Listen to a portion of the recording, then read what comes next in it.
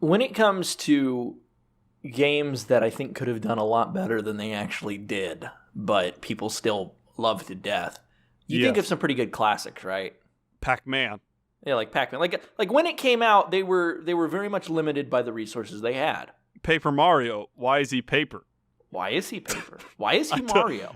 Why is he both paper and I've played my fair share of Mario games, and never once has he been paper.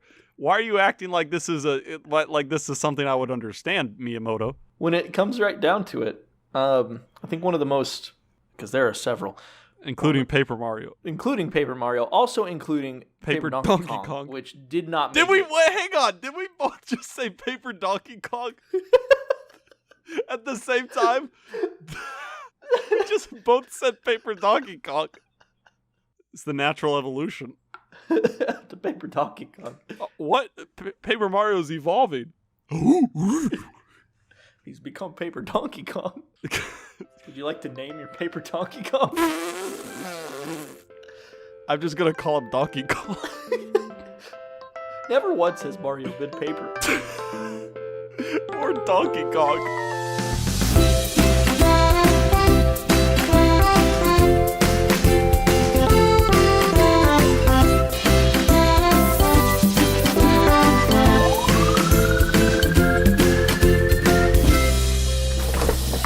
Hey everyone, and welcome to Speculation Station, the show where we take a video game, be it a series or a single title, and turn it into a half-decent movie.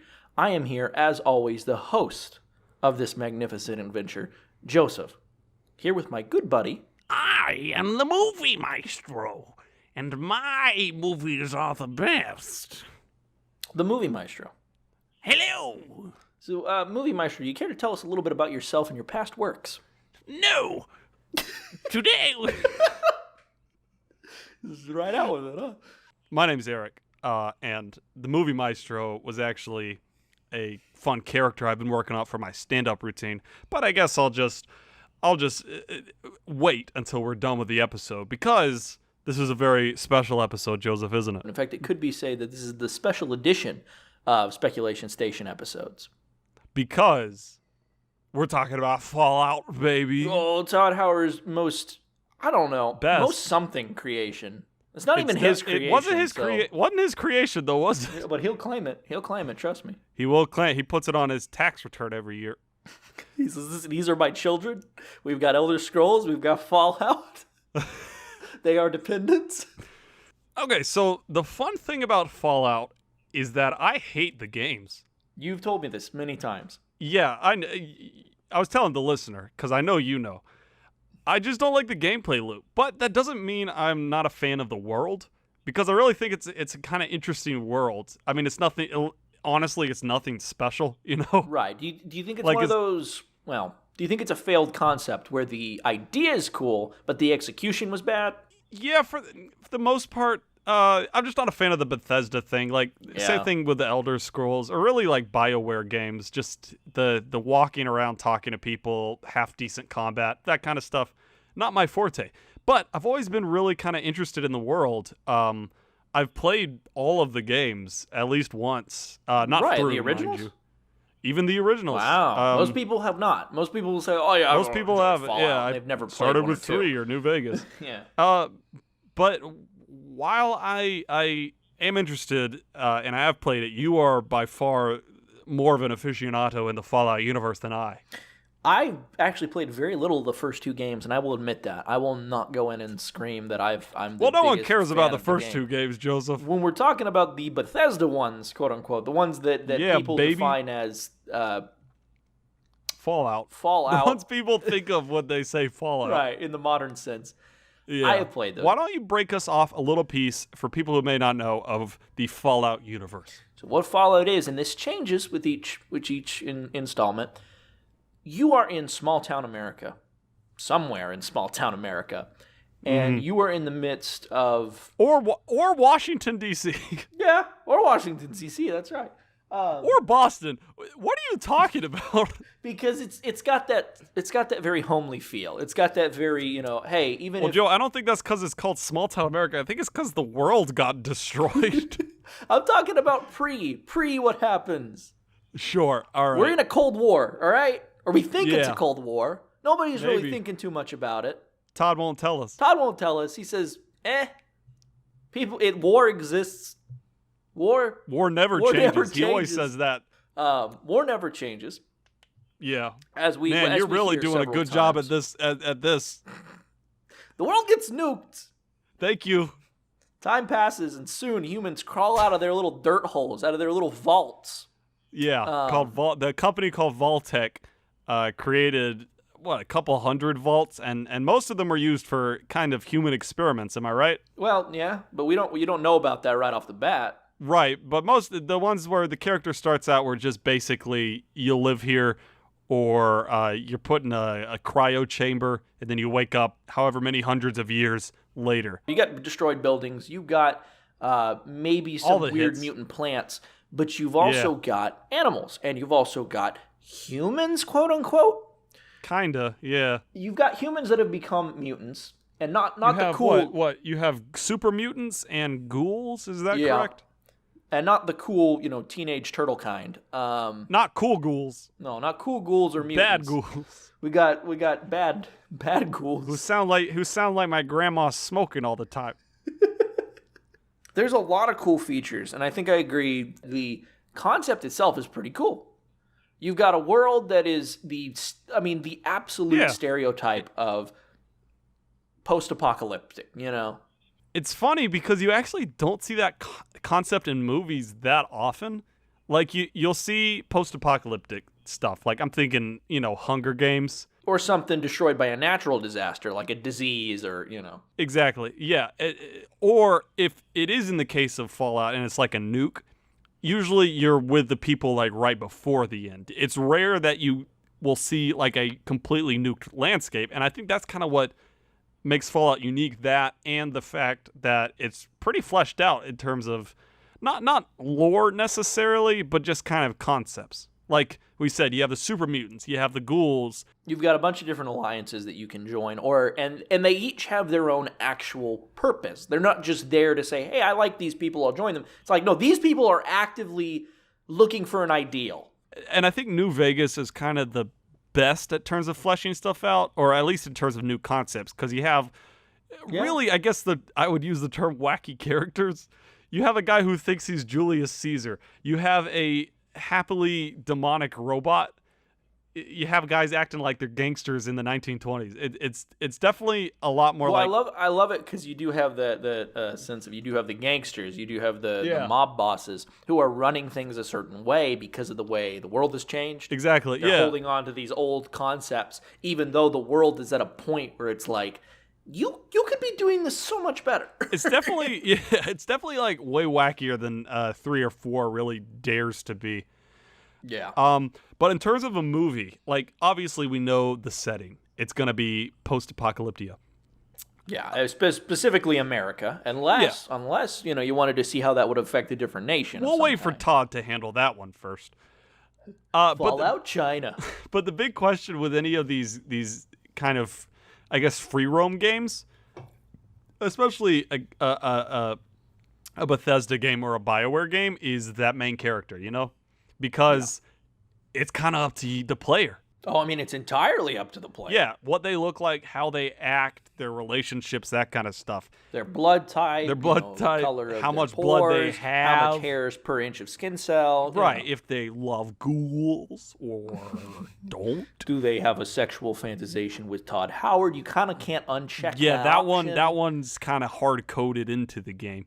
Yeah. But that's kind of where I'd like to start, is the main character. And maybe even before that, in Fallout 4, you are kind of a pre-established person. You have a life. And in Fallout, have a family. Yeah, and then you have a robot son. You have a robot son and a real son. And then you're notified, oh, them nukes coming. So you get underground, you're cryo-frozen, and then you wake up however many hundreds of years later. To that extent, I want to take that idea, because I do think that's a cool idea, and combine it with Fallout 3's beginning, which you are living in a vault already, and your father, played by the immaculate Liam Neeson, who of course would reprise his role. Let's not even joke. We're getting Liam. I think it'd be cool to have you start like you're living with your dad, maybe, and he's of course Liam Neeson, and then you both go down to the vault together, and then you wake up however many hundreds of years later, and he's gone, like in Fallout 3. Okay, so it'd be a little bit of the reverse that exactly in comparison to 4 was. Right. Instead of a father looking for a son, it's the son looking for the father, like in Fallout 3, or daughter, right? Whatever. So let's start there. Who's our main character, and does it really matter? That's the thing. Okay, so one of the major differences, obviously, when we're dealing with movies versus video games, is the interactivity of a game where you can customize your character. Right. It doesn't matter who you are. It doesn't matter if you're a man, a woman, what your skin color is. If you're trying to make yourself look like a mutant, if you're trying to make yourself look like a well-known, well-established character in fiction. The difference between movies and games, especially with this context, is that during the game, you discover who you are over the course of it. In the movie, it's kind of all pre-established. You can obviously change, and we do want to have a character arc of some kind, but like most of that's going to have to be pre-established. It's the hard call because it could be anybody. It could be anything. Could be. Let me ask you this: what would a good character arc be that would be related to both the modern atomic era and the Fallout world, the post-apocalypsia? I think something that would work for both is just a inherent value, say like family. You already brought that up. Well, the interesting thing about the Fallout world that we kind of touched on more or less is that morals are kind of out the window, which if someone was living in a vault, like in Fallout 3, and you've been living there a while, obviously your morals are going to be different than someone who was frozen cryogenically over 200 years. Right, because more importantly, either you're going to keep the exact same morals that you were raised with before the event happened, or you're going to have these new morals forged into you from either hardships or just how you have to live in this new world. Right, so I think we could work with that, like maybe, because, if we're looking at basically the 60s, you have these very kind of conservative values, Everything is quote-unquote traditional. Yeah, family is very important. And then you contrast that with the free moral compass of the people in Fallout. You could have a character who's like, I gotta find my dad. My dad's super important. And then everyone around us says, who cares? Family doesn't matter out here. And that can be where some of the conflict comes from. If he left you, he must not have been important. Look, your friends are your family, et cetera, Right. Everybody's got their own opinion. Or even friends and family don't matter out here. What matters is surviving. And that can be where the internal conflict of our character comes from.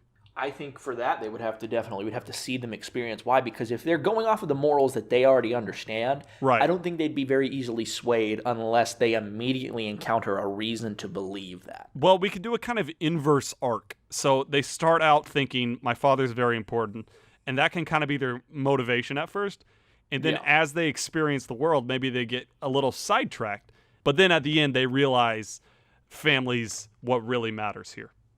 Right. And I'm special because I have that bond with Liam Neeson. I like that, making the individualism, well, not individualism, but the statement of saying, look, I don't care what other people are claiming is right and wrong. This is who I am. This is what I want it to be. Exactly. Even if I had to go a little bit out of my own comfort zone to get it. Right. So now we kind of have this arc set up.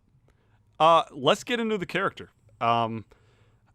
Like we said, it doesn't really matter. He's got green skin. No, she's got green skin. She's a lizard. Got triangle eyes. Well, just for the sake of not having to say the main character, let's just throw out a name and a pronoun.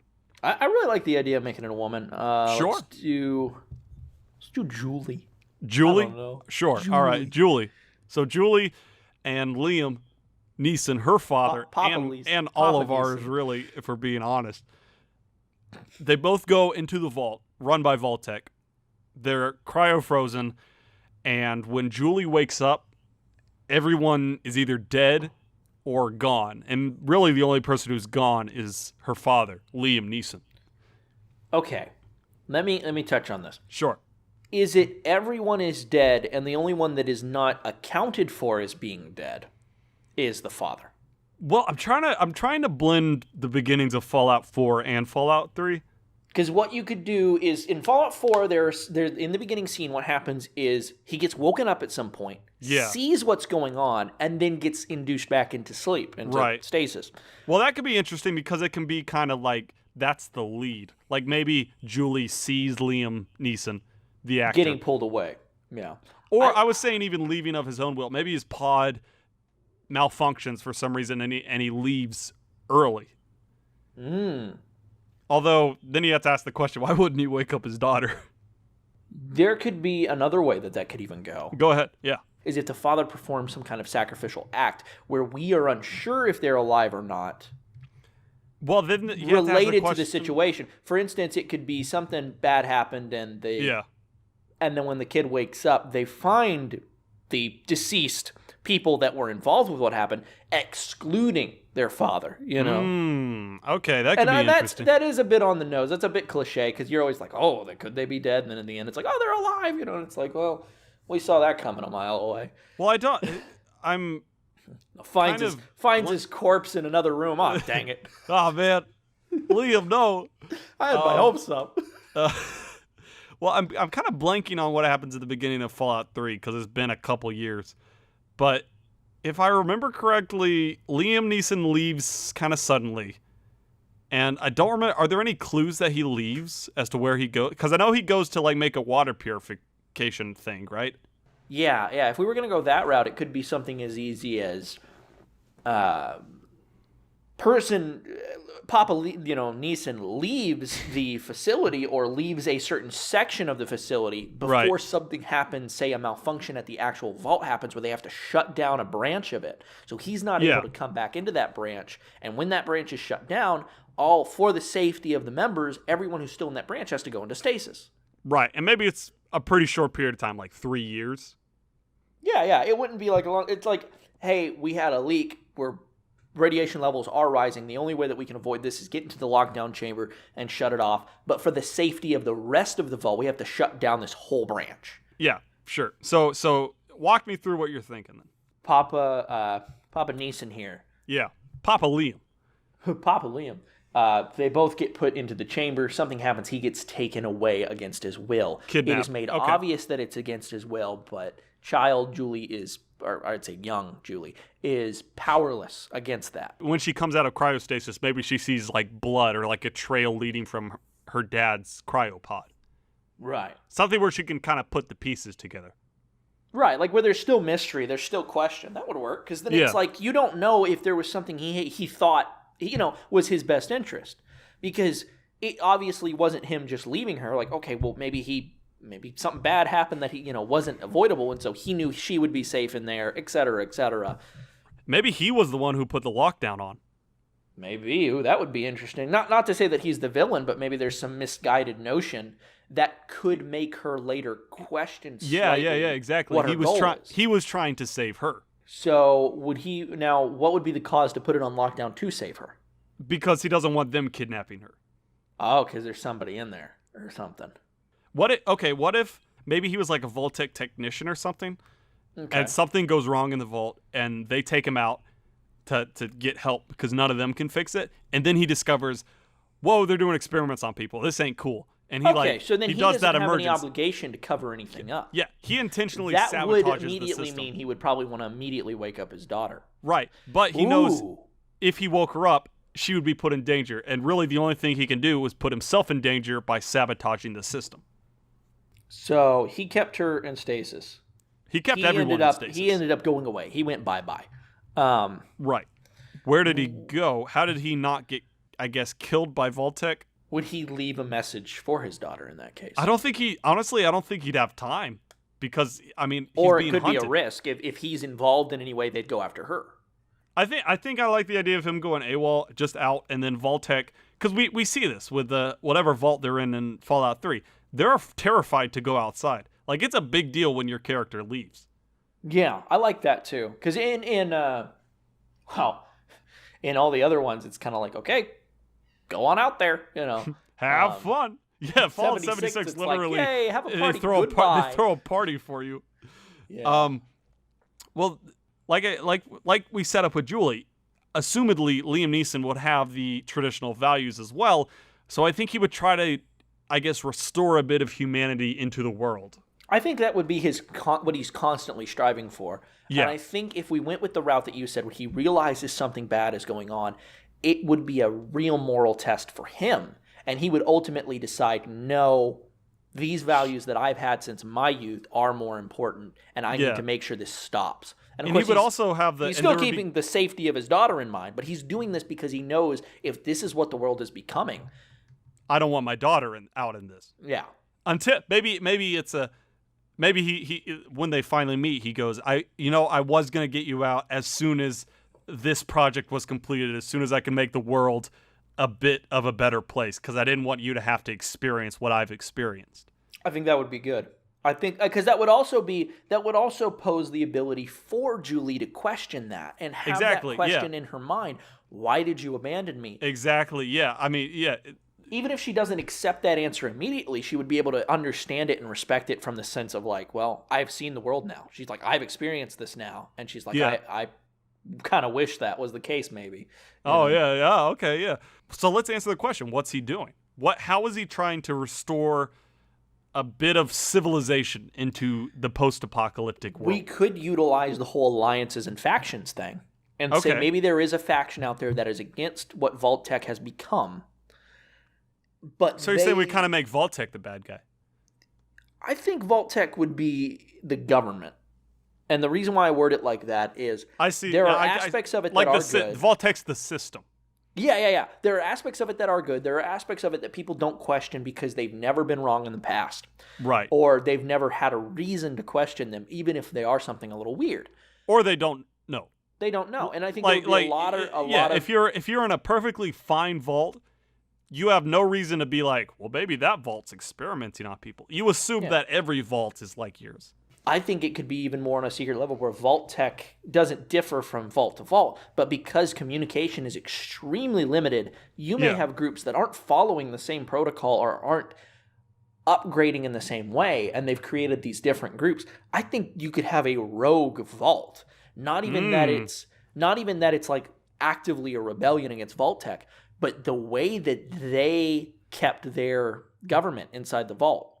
Yeah, like they're thriving.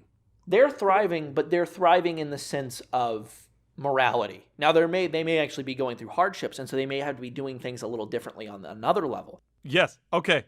Perfect. I love it. What if this is like a quote-unquote sacred land, and Liam Neeson hears tell of it, and he says, I'm not going to go rescue Julie until I found this place where we can be safe together. Yeah, I like that. That's his goal. I think it would also be really cool.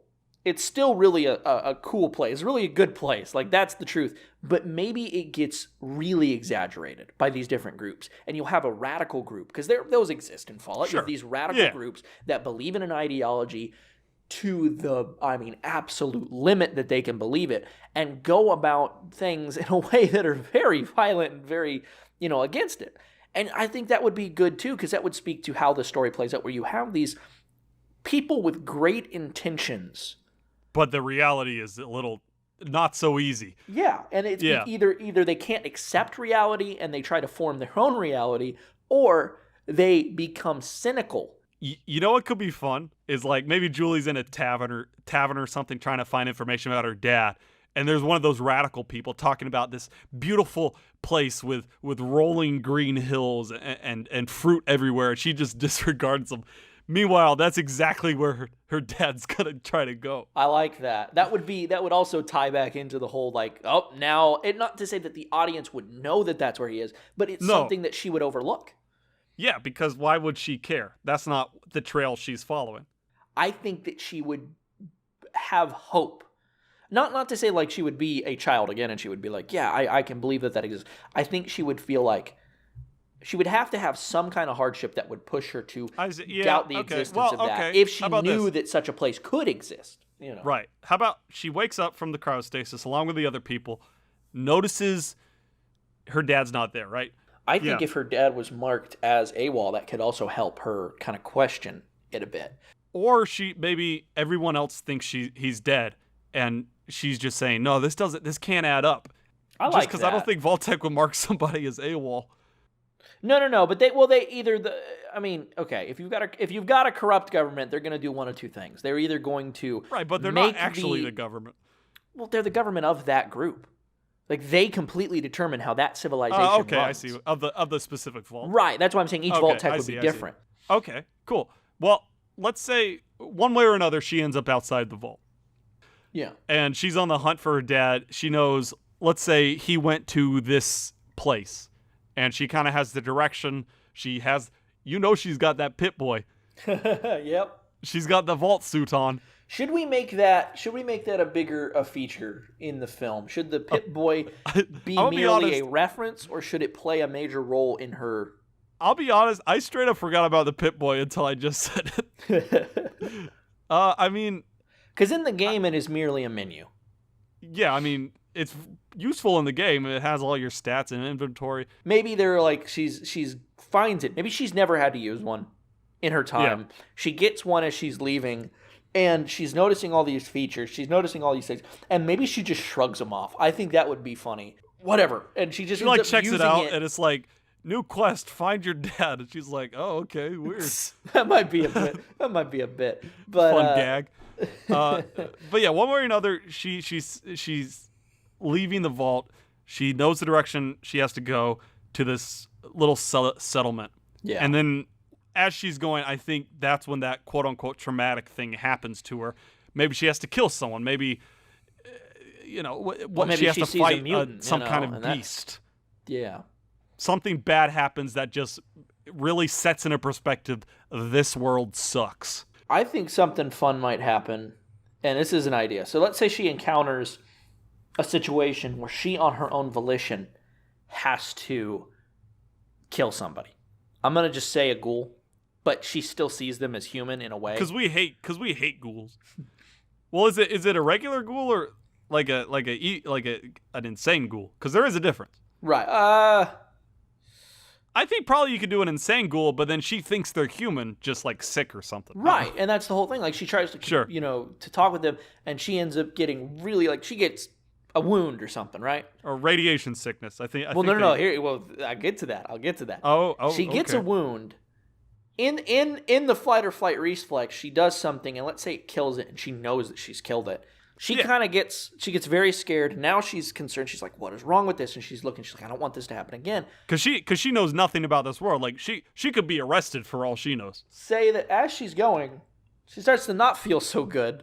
Well, I think the ghouls themselves, like, irradiate. It may be, like, this is where the Pip-Boy comes into play. Like, maybe there's a warning on her Pip-Boy, like, as it's attacking her, that's like, radiation. It's like making the Geiger counter noise. Yeah. Maybe this is the start of that side goal. She's got to stay alive to find her father. Die. So now she's got to find a doctor or something because she's got this sickness. And the Pip-Boy can be kind of a visual reminder of how sick she's getting. Because I believe in the game's radiation effects, I mean, it lowers your health, right? So it will lower your health, and it will increase the amount of health it lowers the longer it goes untreated. Right, so it's like ongoing. It's not just like a cap. It like keeps growing. Yeah, I don't know. It may change per game, but at least in New Vegas. I mean, I'm good with that. It gives her motivation both to find her dad quickly. Oh, and also, let's be realistic. If you had actual radiation sickness, you're not getting better on your own. Yeah. So she like has to find Rad-X, and maybe when she goes to whatever, a factory, or you know how the games are. You go to some dump. And she goes there, and maybe she discovers something about her father there, or she discovers something about herself. I think. Whereas she's like, she has to kill another ghoul, or maybe a couple of raiders, and now that her life is literally on the line, she doesn't hesitate this time. If I'm going to find my father, I have to stay alive. Yeah. I think that could go two ways, because you could either say that she finds information about her father, or she doesn't. Like, just increasingly, once again, the audience is still questioning her optimism as her optimism is depleting because we're not finding anything. Yeah, the only problem I would have with that is that a lack of motivation can just kind of kill the pacing of a movie. Like, you got to be careful. She still has her motivation. But the audience is like, there's no way he's alive. Right. The audience would start to question and say, I don't think there's a way that he could be alive, given what we've seen about this world. Because we're assuming here the people either already know what Fallout's like, or they're seeing this world for the first time. Especially if they're seeing it for the first time, they're thinking, this is crazy. Like, it's a miracle that she survived, so how could supposedly this man survive? Right. And maybe she finds something that, like, he got shot in the vault, and it's like, there's no way he could survive a gunshot and, like, fight off super mutants and stuff. We definitely got to have a scene with a Deathclaw. Maybe, like, at the very end, like, her and her dad are, like, almost...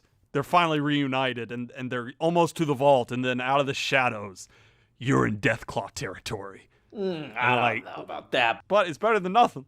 I had a weird thought when we were thinking about this. Yeah. What if this vault is claimed as this amazing thing, right? It's highly exaggerated, but there are parts of it that are true. And I think it would be very interesting. Say they actually do have they have significant progress. Like on the inside, they're actually growing crops. They're learning how to grow them. And they're not experimenting on people. They're experimenting on plants. They're finding things that have been not talked about and not, focused on during the whole time in the vault. And outside of it, you start to see tiny little grass and flowers blooming outside the vault. So it's this indication that there is some reality to it. But not anything like anyone else has said. That could be fun. Because then it could kind of end, if it does, it could kind of end with that idea where it's with that shot of the grass. Right. Where it's just like, there is still hope in all of this crap. Yeah. I think we could also end it on a for lack of a better term, on a flat, which is not a down note. I would say bittersweet. Exactly. Like, we know there's positives, but also things will never be the way they were. Maybe that's the arc. Maybe that's her real arc, hers and Liam's, where they realize they both change, and they're like, there's no way we will be able to go as back. much as because that's kind of been what unified them, is that there is hope somehow that we can go back, and then they realize there's no way. Although that would kind of contrast with the grass growing at the end. No. Well, no, it wouldn't. It would be, for them, there's no hope of things being back. But we can build for the future. Well, maybe that can be the act 2. Maybe she finally, like, 2/3 through the movie, she finally finds her dad. Yeah. And maybe they get to the sacred vault, and it's not great, and they say, this sucks. And then, some conflicts happen. The final boss, quote unquote, the big bad finally shows up. And then maybe their hope is restored a little bit. Maybe they see the grass growing, or a flower, or whatever you want to throw in. And then that's kind of how the movie ends, on that high note. I think that would work too. I want to suggest that there shouldn't be a big baddie in any capacity. You don't think so? No. And here's why. I think we're going to show good and bad of every group, and I think that's how the games do it, at least to an extent. The games do have a big bad. Yeah. But I'm saying, like, when you look at the different groups, Vault-Tec has done good, they've done bad. The Brotherhood of Steel has done good. They also have very questionable ways of doing those things, which could be considered bad. Let me throw this at you. Maybe they have to keep the sacred vault very regulated. Like, we can't have too many people here. And so they kind of, like, Julie and her dad get a pass because they've, like, they've put in the time. But maybe, like, the Brotherhood of Steel gets wind of it, and they say, we can help everyone with this. But the people at the vault say, there's no way, we can't do this. So it's kind of almost like you have to... You could have the one guy, the radical, who's saying this is the most amazing thing. Then you could have... not in the same conversation, but you could have somebody who knows of it and knows more of it, and then puts into Julie's head, of course, the reality that this is a fraud, like this is a scam or something, because what they could claim is they're not letting people in. And maybe like Julie as a companion or something, and they take him or her to the vault with them, and then he betrays them. He works for the Brotherhood of Steel, and I say betray, but like he says, we can help so many people with this, but you can't. No, like it comes back to what is realistic, what is not, Yeah, and what's viable at this point. What if the vault gets destroyed? Oh, man. And that causes Julie and her dad to lose hope. But then at the end, we see that grass growing, and we know it's not all lost. Yeah, I think if it got destroyed, I think it should either be destroyed by a group that is against them or a group that feels they're keeping something from the world, like Brotherhood Or a of group Steel. that just like really needs help. Right, like, well, the group would claim that they need help. They wouldn't get granted entry for whatever reason, and they would say, "All right, that's it. We're destroying this." It's just as simple as that. We need to take that. We need this, so we're gonna take it from you because that's how this world works. Sorry. I do want to. How can we include the big robot at the end of Fallout 3, though? That is my big question. Because I want to see it. Iron Giant. Big robot. You go boom. You go boo boo. All right, so we have the beginning and we have the end. Yeah. What happens in the middle? So we've established that Julie, one way or another, ends up in that city. And I think there, maybe she meets with the doctor who tells her about Rad-X, and he or she kind of gives her the introduction to the world. Just a bit of exposition. Right. Just for people who maybe aren't familiar with Fallout. Oh, well, the nuke's dropped, and people are barely surviving, that kind of stuff. So as Julie is trying to find her dad, she's also doing these other things. She's meeting new people. She's questioning her own morals. She's questioning. learning things you can that introduce she never the Brotherhood of existed. Steel. Yeah. Introduce power armor. Is that the right word? Yeah. Introduce Dogmeat, because that dog's going to be in that A film. woof a woof. A wolf. Here's the thing: the dog's on screen for 6 seconds. It's clipping through the floor the whole time, It and then teleports away. when she turns around to look at it, it's standing on a mine, and it goes woof, and then it blows up. And you say, "Ha, that's pretty funny." And then a traveler comes up and he says, "It just works." It just works, and then he disappears in a secretly. fine mist. It is Todd Howard. We got him. Do you think Todd Howard would be in our Fallout movie? No, No, not in No, any me neither. capacity. Okay, so Would we want? So wait, what she- are you asking? Would we want him to be, or would he willingly be? what if we asked him? Do you think? he No, would I say think yes? he wouldn't. I want him to be in it. Okay, so she's going to get Rad-X. I think we equip her, quote unquote, with a partner or two. Yeah, I like maybe that. one of them knows her father. Not like knows, but like met her father or something. I like that because so- that would be the immediate. That would be the immediate connection to say, here's what we're going to push along the story with. Because otherwise, not like new as in well knew, but like say met and had a conversation. Maybe this individual is the Brotherhood of Steel person, right? And they also believe in this sacred promised land of a vault, right? Right. But Julie or the other person don't make the connection that her father's trying to find it. It wouldn't make sense for the companion to say, let's go find this, when Julie's like, no, I need to find my father, because then obviously there would be conflicting interest and there would be no way they would follow each other. But if this companion, he or she or whatever, is saying, they said they were Let's going just say towards he this. for the sake of so we Yeah, don't he's have to saying- keep saying he or she. Your father said this, your father said this place, and I've been curious about it. If you're going to go there to find these answers, I'll go with you. She uses the journey to get the Rad-X as an opportunity to like pick his brain, and then he says, "Well, I don't know where he went, but I know he wanted to get in contact with the Brotherhood of Steel." And then we can have a fun scene where we go to the Brotherhood of Steel. Okay, Fallout is wacky. We know this. We got to throw some wackiness, some like weird, like out of left field stuff in there. Codsworth. Well, he's obviously one of the companions. Don't even joke.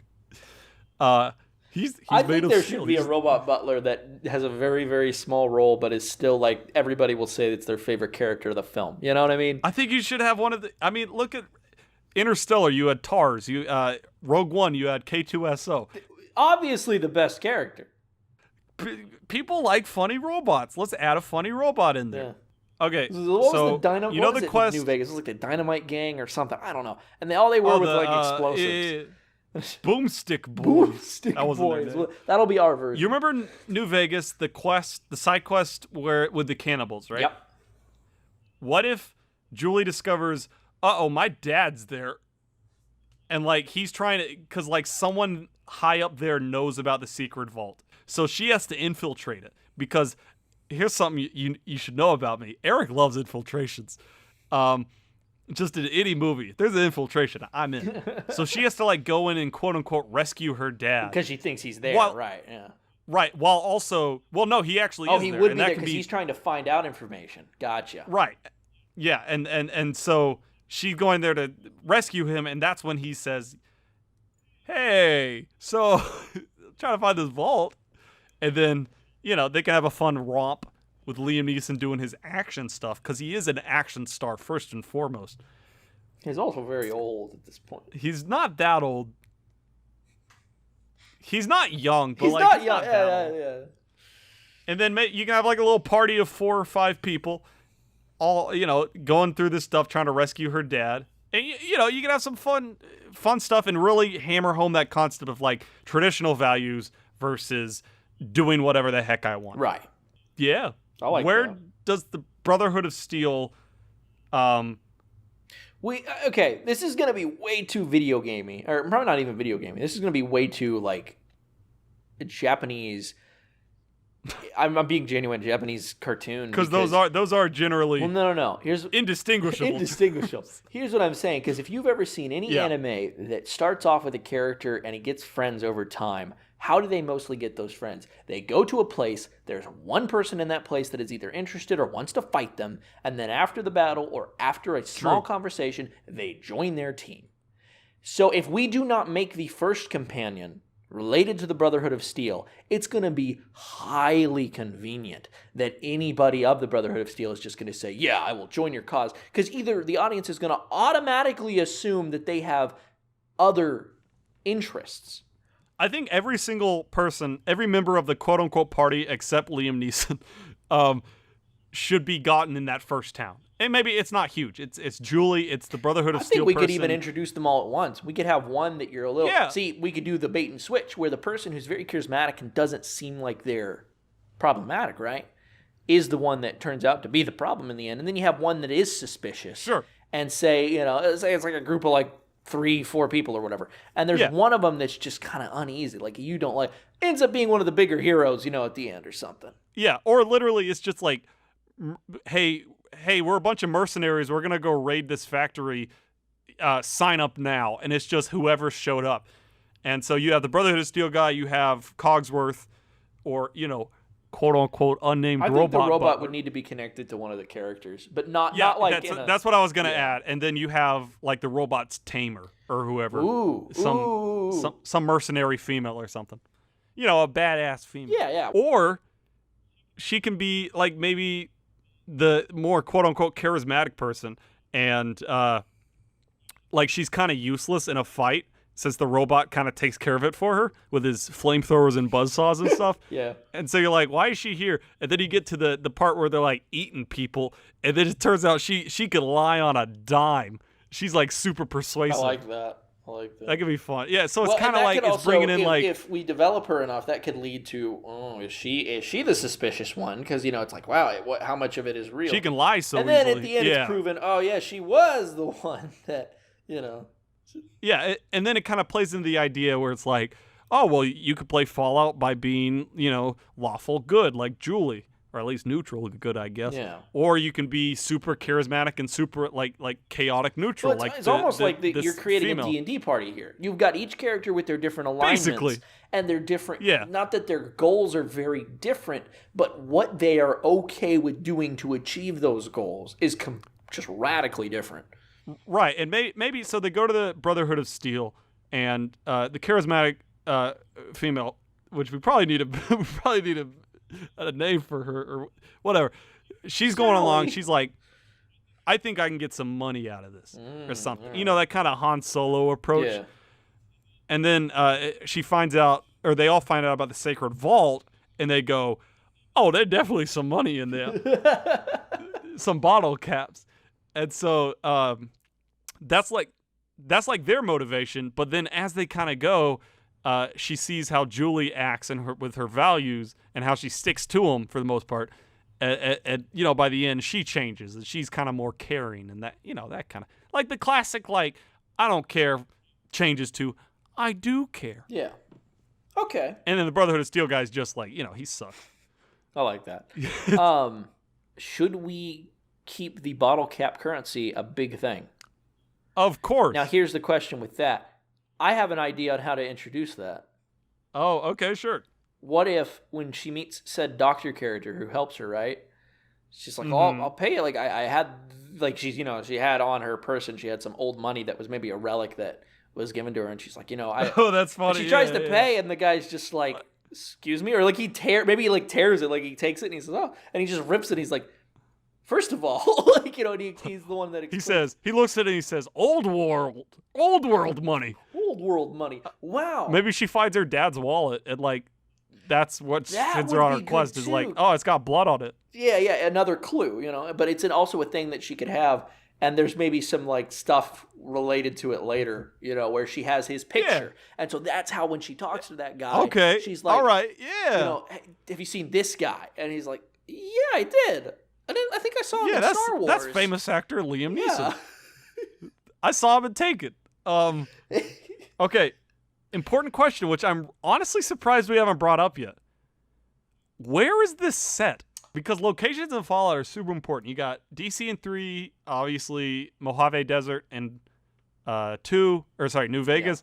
Yeah. You got Boston in 4, and then West Virginia. I think specifically like the Charleston area, Huntington in 76. I forget where you are in 1 and 2. I'm not sure if it matters. It's that more much. just a city in 1 and 2. It's like you're in this city. Yeah, exactly. So let's just throw out top 3 places you'd want to see. Part of me really wants to choose someplace that is not in the Northeast.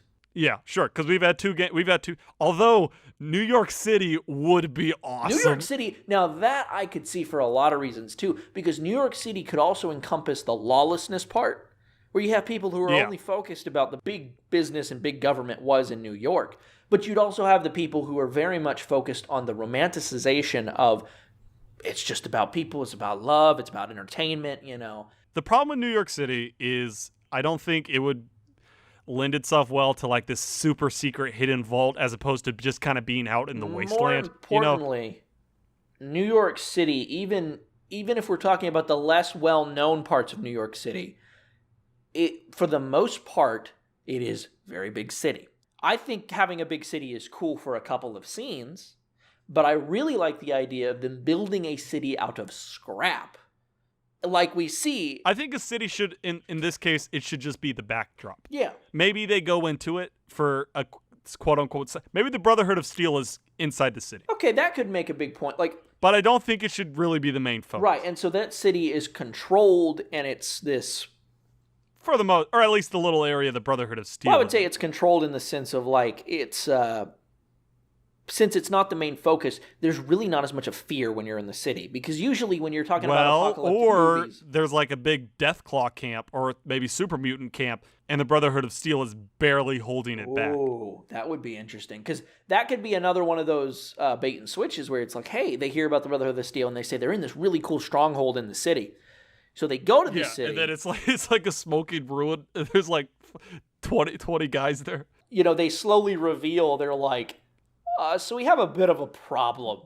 Yeah, and maybe while they're there, they go, Deathclaw attack! And like everyone rushes to position and like... I like that, because then we could kind of see, maybe we could see a obscured point. We see kind of a little bit of the horror. Where it's like, you just see a bit of it, and then later on, Julie is confronted by one, and you're like, oh no. This is worse than That's I expected. Scary. Yeah. I like that. All right, so give me your top 3 cities. Well, I'll say Dallas. Here's Dallas. Dallas is like 5, not my top one. Give me your top 3. Oh, top 3. Dallas is 3. Don't Sorry. I thought you said one. 5. Yeah, 3. Dallas is 3 because Dallas has enough diversity in its entirety. You have the outskirts. And you have a bit of that kind of the big downtown city. You have the outskirts, and then if you really want to include it, you have the really small suburban areas that would completely be wiped out and would be nothing but just dirt and wood. Perfect. All right, number 2. I'm going to go ahead and put New York there because you're going to have the big city. And then let's say if you really wanted to go far, you could say the outskirts of New York. Could be cool to see if nothing Well, else. and even it's always fun to see big cities with bridges and waters, Yeah. And number 1. What about California?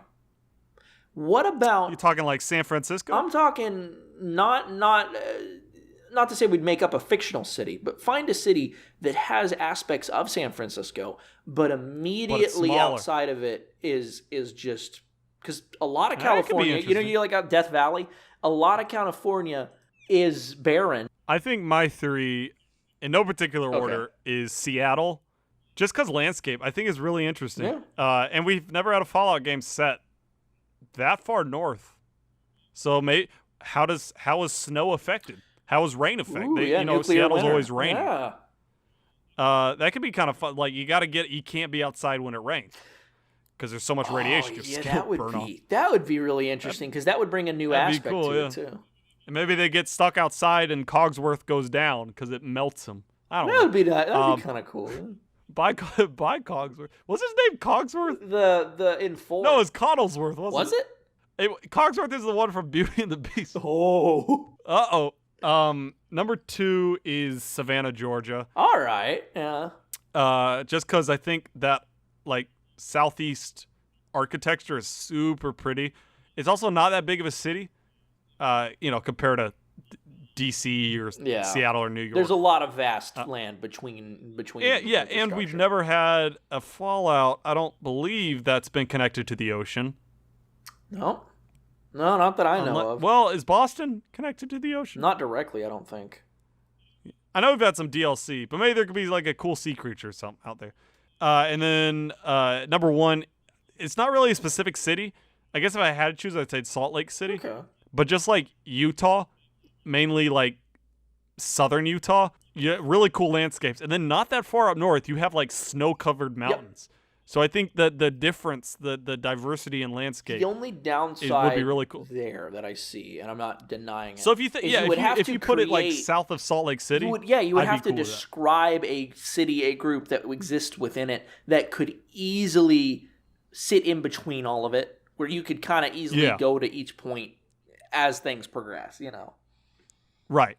So just to be clear, we are kind of quote unquote making the Brotherhood of Steel the bad guys.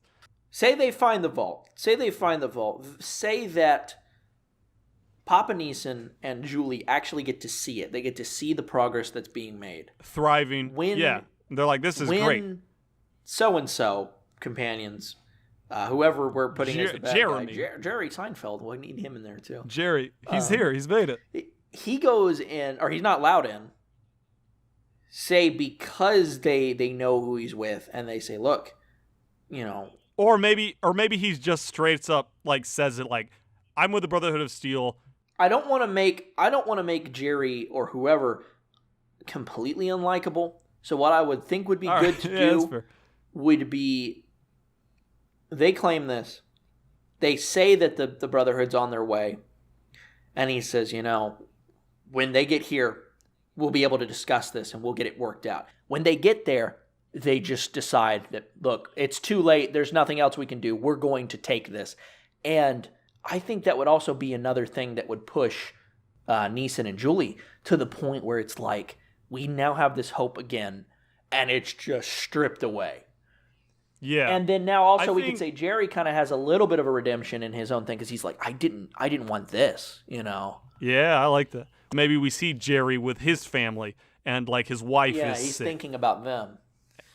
Yeah, and so like he has a legitimately good reason for doing what he does. Well, that could also, in all honesty, play into the point of giving Julie another way to talk about this whole family thing, because you'd have a different viewpoint, Right, and maybe at this point she's doubting what her father did. And so Jerry says something like, I would do anything for my family, for my son. And Julie says, or she's thinking like, well, my dad didn't even rescue me. I think Bad robot tamer woman, she's going to be, I think she's, with her charisma, she's going to be completely against a family. Not in like not like in an unbelievable way. No, I like that. Like every member of the quote unquote party has like a different view on what a family is, what a family should be. Or she could be the person you kind of mentioned earlier where it's like, my friends are my family. Yeah. But I don't have any friends. And the robot says, I hate you all, meat bags. Robot says, I have no family. I was manufactured. I hate you all. Shut up. Stop talking about fathers. I only ever wanted a father. What if the robot lady is from one of the experimental vaults, and that's why she hates everyone? She's seen the worst of the literal worst of humanity. That's why she really only her only friend is a robot because she's like, he'll never do to me what humans did to me. You know, I can make him whatever I want him to be. You can't control people. How do we bring in the VAT system? Oh. And I have an idea. Oh. All right, go ahead. Okay, so everyone in the group maybe has their usefulness. Like, you know, robot has flamethrower. Robot lady has gun. Yeah. Jerry has a sword. What is Julie bringing to the table? She's got VATs. So the way I think VATs work is kind of like it does in 76, where like maybe she programs a button or something, and like it out of the Pit Boy comes like this light that like superimposes on whoever they're fighting. Yeah. And it highlights different parts of weaknesses so that the other three can see them and exploit them. That could work. That actually is really cool. I want to change an idea maybe. What if instead of making it the like floating robot with the 3 arms, what if it was like one of the walking robots, yeah. you know, like the sentries? So it's not funny, but maybe the Pit Boy talks. And it's got that kind of Voltec sense of humor, you know? That gives me... So it could be like, you have a 98% chance of hitting the left leg. Go get him. What if it's got a little user interface, right? With that voice? And it is Vault Boy. Not to say that it is Vault Boy. We don't ever see Vault Boy opening his mouth while these sounds are coming out, but it's the indication. But like he's doing animation yeah, it'd be and like stuff. the little repeating thumbs up. Yeah, all right, yeah, that could be kind of I cute. think that would be good because then it would be that relation because that's how it looked in the game. Whenever you opened it up, you had a picture of Vault Boy wearing whatever. He's like armor, waving at you or something. Yeah, that could be fun. I think it would also be funny. It's a robot. It's a machine. It's also not sentient. Yeah. Unlike the other robot. So say there is the scene maybe where they're in the city and they're hearing about this death call and we're not seeing it because remember they're hiding behind stuff. They're obscured. And the thing gives a little fun fact about the death call and you just hear it go, you know, and it turns. That'd be so funny. funny. Like, oh, you know, crap, you know. Did you know Deathclaw's breath smells very bad? Something stupid. Like. And then like it like jumps over where they're looking and like roars at them. I like that.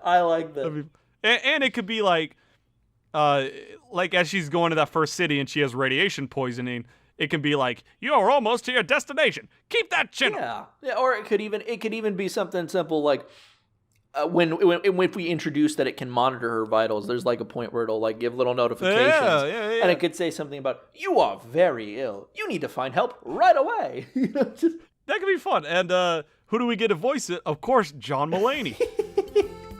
That'd be perfect.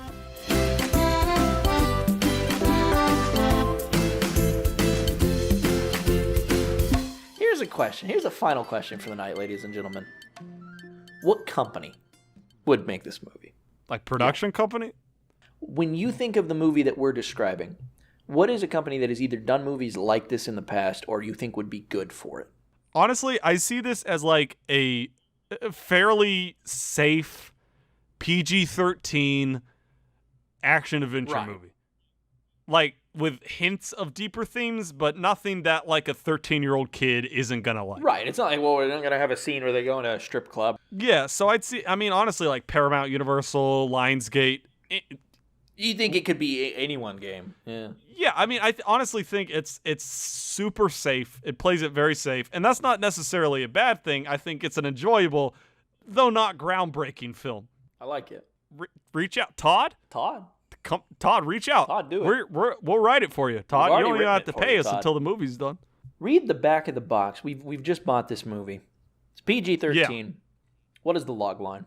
Julie wakes up in a post-apocalyptic world. I don't know how to write a summary. Julie is thrust into a world that she could have never been prepared for. When her father, parentheses, Liam Neeson, parentheses.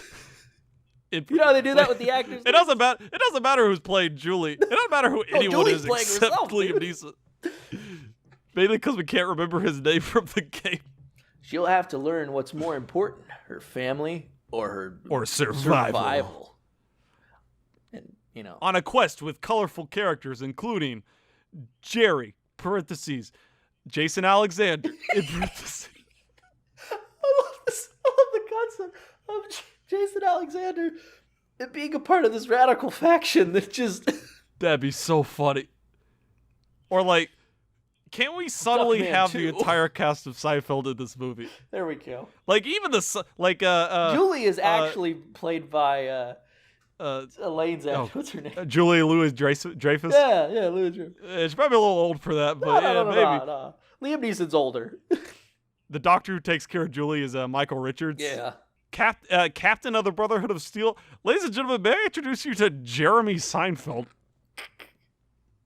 Oh, come on. What do you mean there's another Death Claw? Come on. I got a date tonight. Look, I've got to protect my family. I don't think we can stay here and we can do this. Come on. But he say, come on, Jerry. Because Jason Alexander. Now hang on.